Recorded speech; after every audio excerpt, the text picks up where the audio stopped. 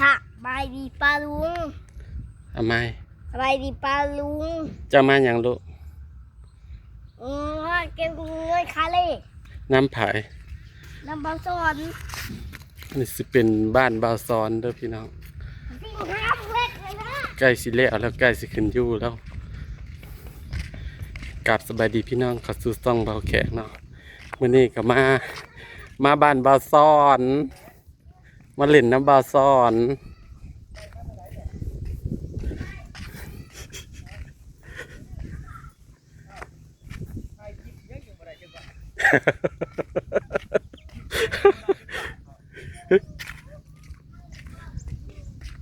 สวัสดีพี่น้องวันนี้เบาแขกมาเยี่ยมเยือนถึงเงินถึงซ่านไหนนี่นะพี่น้องว่าเบิ่งคฤหาสน์บาวซอนเนาะโอ้ยยังอันนี้นะ อีหยังดิ ตรงนี้พี่เป็นล้าน เงินเป็นล้าน เงิน บ่ ของเราวิโก้ได้เลยหรือได้นี่นะ อีโก้มันเป็นล้านบ่ นี่นะพี่น้องเรื่องของเรื่องก็คือว่าเบาแขกนะถือหวย บ่ได้ถือเอง ลูกค้า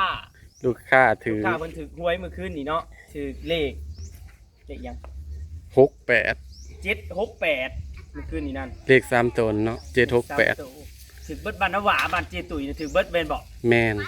ผู้ละ5ผู้ละ10เพิ่นเด้ มันจะใส่กระดอกกระเดียแท้ เพิ่นว่าเขาที่ล้อมไปขายนะเพิ่นว่าป้าเมียลุงคุณเนาะพันว่าแต่ไก่น้อยแล้วผมเคยพันคิวนะ ซื้อกันนะเบิดบ้านผม ไปขายแล้วก็แนะนำกันว่ามีแต่ว่าให้เอาเลขใกล้ผู้เงิน5 บาท10 บาทก็ให้เอาเลขใกล้ว่าซั่นเขาจะได้ถือลายนั่น เพราะน่ะเคยได้นี่เนาะ ตามกันซื้อแล้วตามกันนะเด้บางครั้งจะไปใกล้เล็กเด้อย่านมันล่มทับ ไปท่อเท่านั้น หึ อย่าไปไกลท่อยันตกท่อของน้ำมันก็เดินทางมาเอาเงิน แม่นบ่าวซ้อนบ่ไปส่งให้เนาะ เอาพอไปส่งได้เงินลายเนาะยันเขาลัดกันนั่นยันตุ๋ยกลางทาง ผู้ใดสิตุยเขาบ่จักดอกว่าเจ้าอยู่ในหันนะเอาปัจจิแลนเฮ็ดอันใดล่ม สบายดีพี่น้องแต่ไม่เล็กสบายดีใช่ไหม เอาเบิ่งดูลูกบ่าวซ้อนเด้อนี่นะ บอกกล้าว่าเอาสิจ่ายเงินสักวันนี่นะ เท่าใด 31,580เท่าไหร่ลิน86อันนี้นะ ค่อยทอน 86จะทอนอยู่14 บาท อุ้ยอยากได้เองเลยพี่น้องก็เป็นปึกอยู่อยากได้เด้เดี๋ยวเงินกีบใช่ว่าสิอันใช่ว่าสิเอาเงินบาทให้มันมีจุบบ่ คอยเสียวให้นี่เงินกีบ มันมีทอนบลายดอกเงินกีบนะล้าน568จะทอนตัวไหนมาก่อน15 บาทมาก่อน โอเค นี่มาเอาถึงทินเลยได้พี่น้องเอ้ยมื้อนี้นะทำซ่องไม้บ่เฮ็ดได้จังว่าผ่านไว้ก็ดอก สบายดีพี่น้องวันนี้ เล็กไปเอา มาส้มบ้านเบาซ้อนเนาะ ไปเอาเงินน้ำแม่5 บาทให้พ่อแน่ เงินกีบมันค่อยทอนเท่าใด เงินกีบแล้วทอนเท่าใดลิน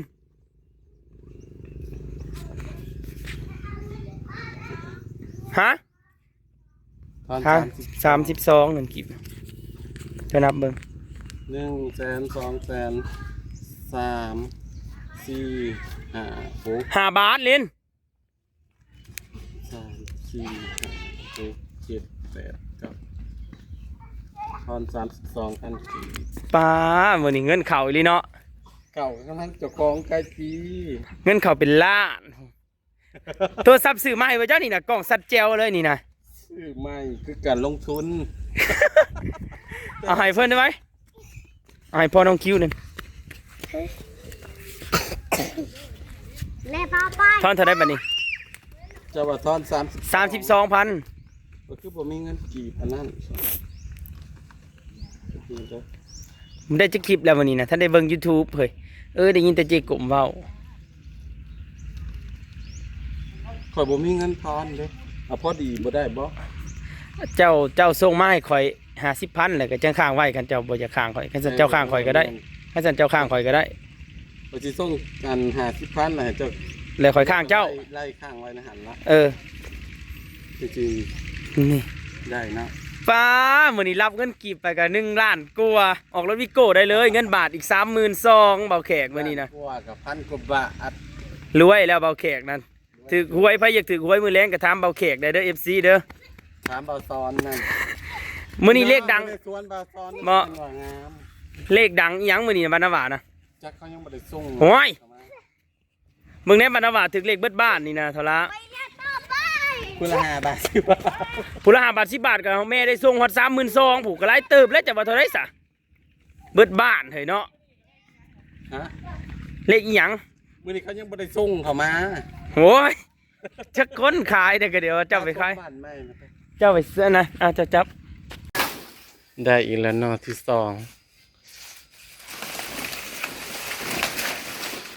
พอไปเอาอีกอยู่ไสพอแล้วทมไว้บัดนี้นั่นนี่พอแล้วก่อนนี่เอากวาดขี้ดินเข้าไปพี่มาก้นหน่อยอยู่พี่แค้น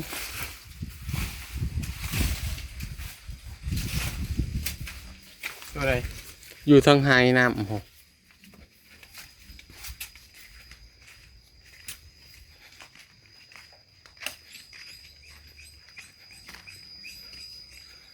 บอนั่นนะอัตัวมันเด้งมันทิศหมองกระชุ่มไก่นะ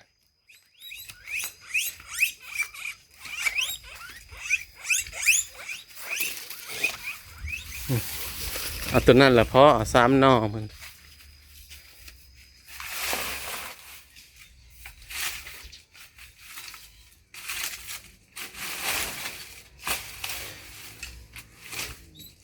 มันจะก้นง่ายอยู่ตัวนั้น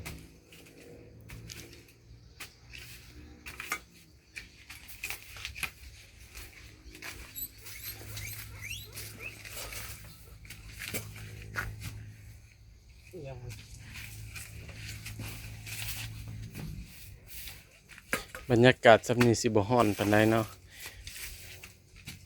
เฮาก็สิก้นไปปลูก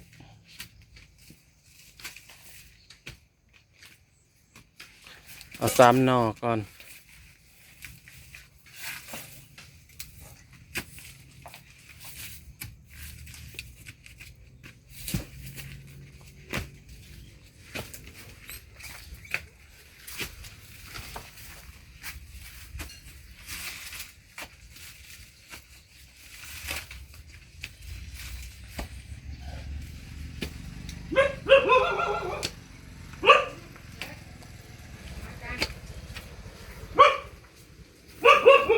เขาเจ้าไป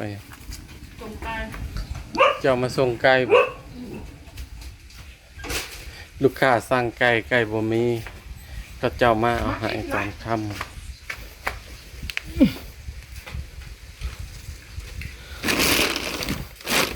ใช่ไหมกับยายกล้วยบอก ไปเลยปลูกมะม่วงมันจะ ไม่ใช่บอก ไก่จักโต ปลาดุ5 โล 6 โตได้5 โลบ่ถึกตัวละโลซะเนาะ ผู้ชายก็จะได้ตัวละ50 อยากได้ตัวใหญ่ก็บ่มีเลย3 หน่อเอาปกไว้เลยเอามาก้นคุ้มมันบัดนี้เคลียร์ปกไว้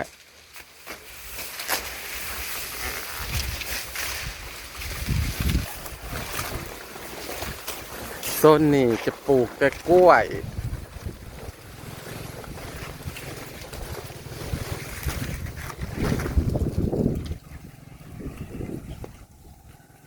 เอา3 คุมแคนนี่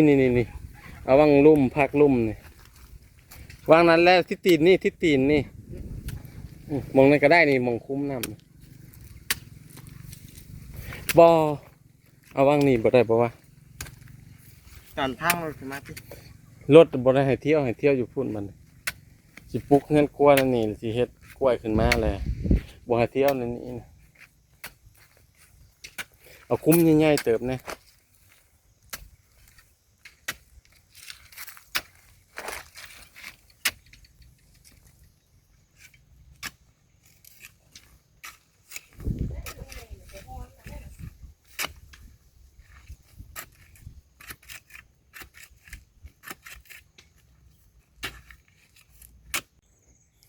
กล้วยข่อยงามบ่พี่น้อง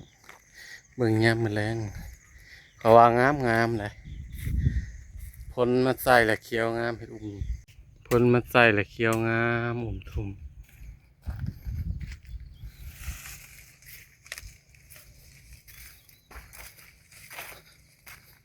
ปลูกเน้นปลูกแต่กล้วยสุกเขียวเนาะมันขายง่าย เพราะว่ากล้วยกล้วยสุกกล้วยน้ำว้าอหย่างนะขายบ่ค่อยอยากได้ก้อนใหญ่นี่จะพาเอาลงก้อนใหญ่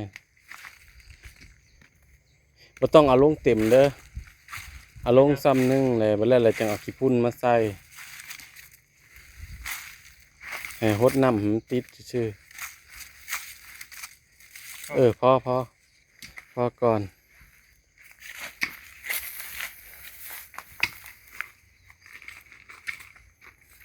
ทางนั้นก็ปลูกมะม่วงยังปลูกตะไงตะเงิง ทุ่มหนึงบ่พอ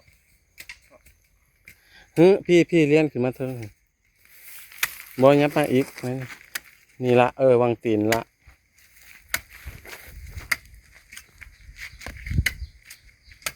กล้วยนะบ่แขกสิบ่เฮ็ดคุ้มใหญ่นะส่วนหลายก็แม่นอยู่คันก้นคุ้มใหญ่ก็ยังคักอันนี้ปลูกเพราะมันติดเลยบ่เลยจังเอาพุ่นมาใส่เอาอิหยังมาทมเหงามันแล้วก็งามเองมันดอกปลูกง่ายๆ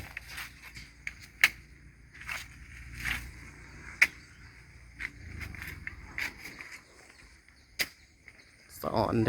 อนกล้วยเด้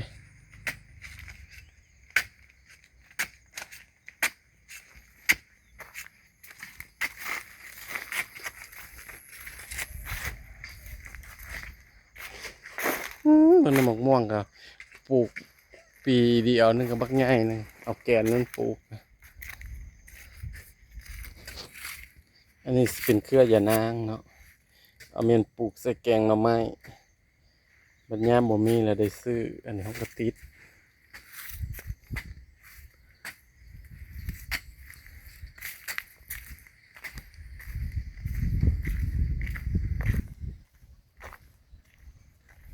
บริเวณรอบในบ้าน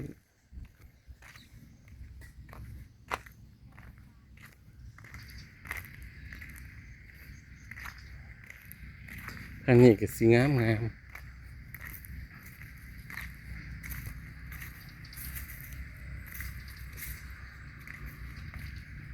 เบี้ยอันมักกิหูดจะปลูกในใส่จะเอามา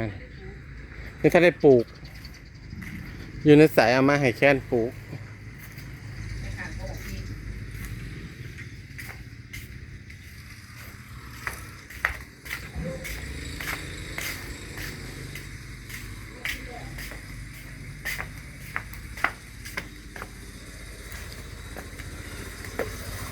จะเป็นเบี้ยมักกิหูดเนาะ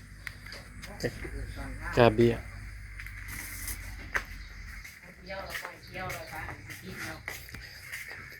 เอาไปหยัง เอาคาเล่แล้วเลย ถือบ่ แล้ว68 จะซื้อเลขใกล้บ่วาน มันชื่อเลขใกล้แล้ว68 ได้เลขมาแต่ใส พันว่า พันว่าได้จุดธูปและวันนี้ในธูปนะมีเลข0เลข6เลข8แต่ตัวมันมีถูก2ดอกแต่ตัวนั่นนะมันมีเลข5ตัวแล้วตัวเลข5ตัวนะบ่ชื่อเลข3ตัว เพิ่นมาเอาเงินค่าเลขเพิ่นถือเลข มื้อนี้เด้ มื้อนี้แก้พุ่นบ่ แก้พุ่น ได้จักรถมันเนี่ย ห้องดวงก็3ห้องดำก็5 8รถ รถละเท่าไหร่ จ้ะยังบ่ฮู้เด้อจ้ะ อ๋อแล้วเหลือเท่าใด เงินนะบ่ แม่น 650 650จ่ายแล้วต่อ เป็นจังได๋งูกัดนะกัดที่ไสเก่งเป็นยังถือเก่งนี่ โอ้ไง ฮะ โอ้ไง ให้วิวบ่เอาเขาคือว่าเก่งสิคันว่าให้เขาบ่เห็นตอนให้เนาะ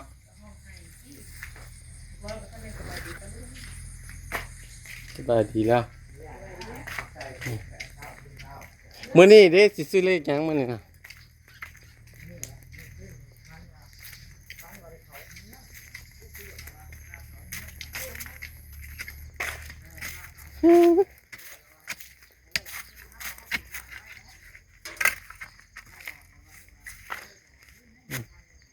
ได้แล้วคุ้มนี่ก็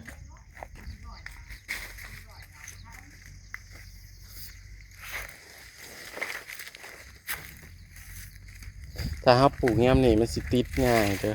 เพราะว่าพ้นสิมาอยู่เรื่อย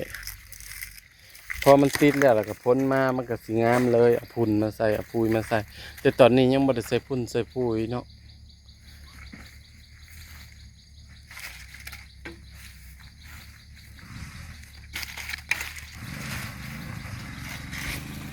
ตอนนี้ยังบ่มือครับ ไถนาในใส่ลูก ไอ้น้ำนี่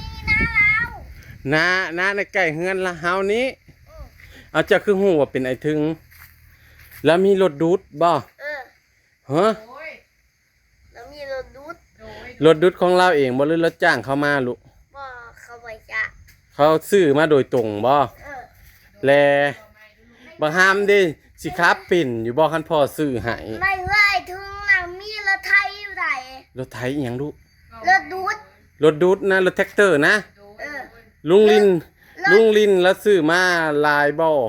คันเดียวนี่ แล้วผู้ใดขับให้ลาว กับไอ้ถึงนี่แหละ เราบ่ได้จ้างคนขับบ่บ่ห้ามสิครับปิ่นอยู่บ่คันพ่อซื้อให้ บ่เอาใหญ่บัวจะสิซื้อ ใหญ่ผู้จังสิซื้อนะ มา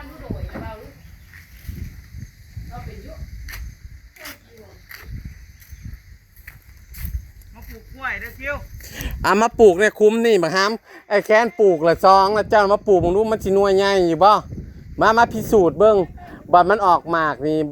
ไม้เมียนทั้งไผจื้อไว้ไผสิได้อันหมากใหญ่มาเด้อแค้นปลูกไปแล้วนี่ให้ไอ้แค้นเอาลงคุ้มให้เลยให้เจะปลูกมาไว้มาปลูกใกล้เติ้นนี่เติ้นมันปลูกแล้วมันก็สิหมากใหญ่เด้อนี่ต้องคิ้วสิหมากใหญ่มาจักมาเบิ่งมาเด้อเอาวันนี้ทำไมไม่มาวะน้องคิวคุ้มสุดท้ายพี่น้องจ้าให้น้องแคนปลูกทำเฮ็ดเวียกตอนเย็นมันสิบ่เมื่อยเนาะมันสิพอเฮ็ดอยู่ แต่ตอนแดดนี่มันก็สิฮ้อน อันนี้เขาตัดปลายมันออกเนาะมันจังบ่เปื่อย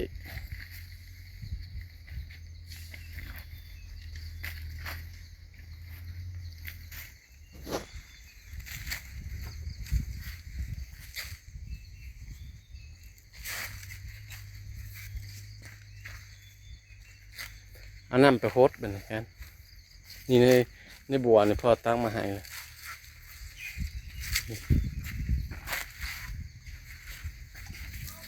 พี่น้อง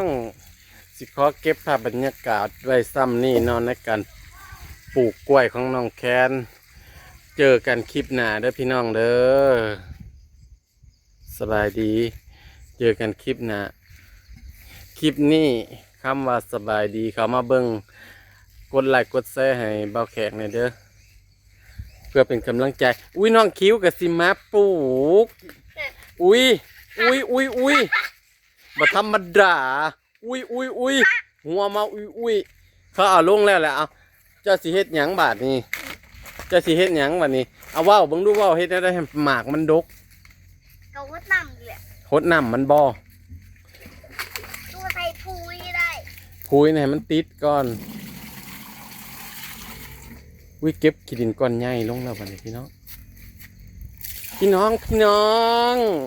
น้องคิวเอาขี้ดินลงหลุมเอาหดให้มันเบิดคูคุมเด้อ